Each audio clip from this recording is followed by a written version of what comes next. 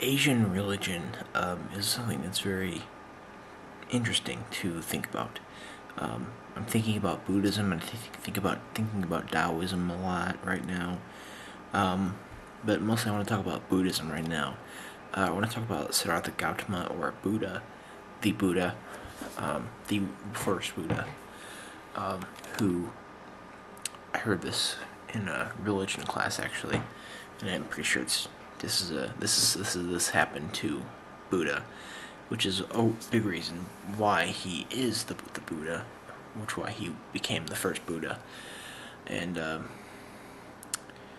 basically, if you've ever heard the saying take the middle path," this is a Buddhist sort of saying, and this is definitely something that I find to be very awesome and very important to think about.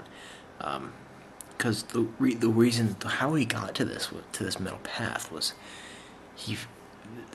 Siddhartha Gautama was a person who lived in a nice mansion, or lived in a nice place with his father and stuff like that. And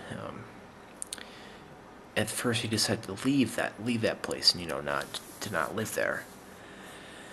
And what he was doing is he just decided to not be around that lavish, luxuries anymore, not be around the wealth anymore.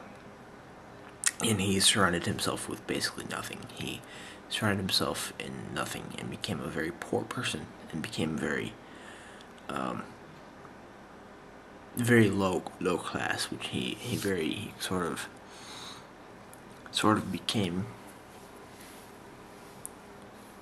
He purposely became a hobo, actually, and lived on very little.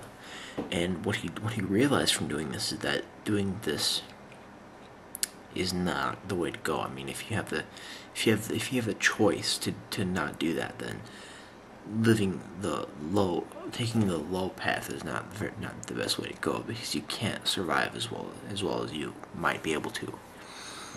And then he chose to go back to his father's place of lavish and luxury and all that stuff and wealth. And he also figured out that he wasn't ultimately the happiest or most peaceful person ever.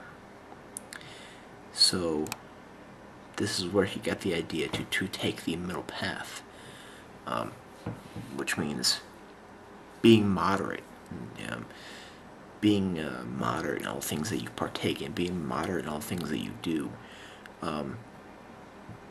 doing things moderately, taking things moderately, living on what you need to survive, maybe a little bit more, living on mostly only what we need to survive, and then not living on much more than that, and mostly taking that middle path. Because I've talked about this because of stimuli and appreciation, where if you have too much stimuli, taking the high path, your gauge of stimuli will be way too high, and you won't be able to appreciate anything anymore, because you will feel like you've already experienced everything, so nothing will be of any use to you.